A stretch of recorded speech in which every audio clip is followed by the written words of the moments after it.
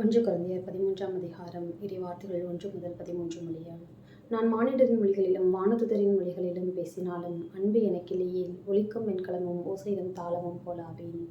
இறைவாக்கு உரைக்கும் ஆற்றல் எனக்கு இருப்பினும் மறைபொருள்கள் அனைத்தையும் அறிந்தவனாய் இருப்பினும் அறிவெல்லாம் பெற்றிருப்பினும் மலைகளை இடம்பெயரச் செய்யும் அளவுக்கு நிறைந்த நம்பிக்கை கொண்டிருப்பினும் என்னிடம் அன்பு இல்லையே நான் ஒன்றுமில்லை.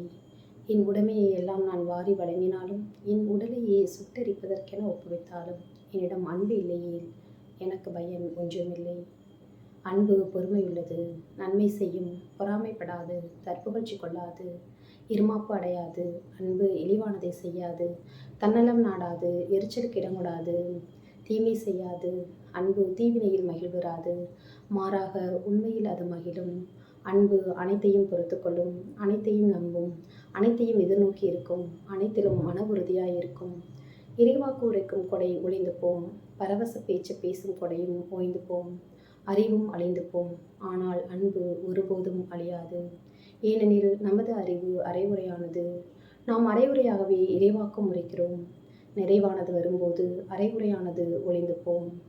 நான் குழந்தையாய் இருந்தபோது குழந்தையைப் போல பேசினேன், குழந்தையின் மனநிலையை பெற்றிருந்தேன், குழந்தையைப் போல எண்ணினேன். நான் பெரியவன் ஆனபோது குழந்தைக்குரியவற்றை அறவே விட்டுவிட்டேன். ஏனெனில் இப்போது நாம் கண்ணாடியில் காண்பது போல் மங்களாய் காண்கிறோம், ஆனால் அப்போது நாம் நேரில் காண்போம். இப்போது நான் அரைகுறையாய் அறிகிறேன், அப்போது கடவுள் என்னை அறிந்துள்ளது போல் முழுமையாய் அறிவேன். ஆக நம்பிக்கை, எதிர்நோக்கு, அன்பு ஆகிய மூன்றுமே நிலையாய் உள்ளன. இவற்றுள் அன்பே தலை சிறந்தது.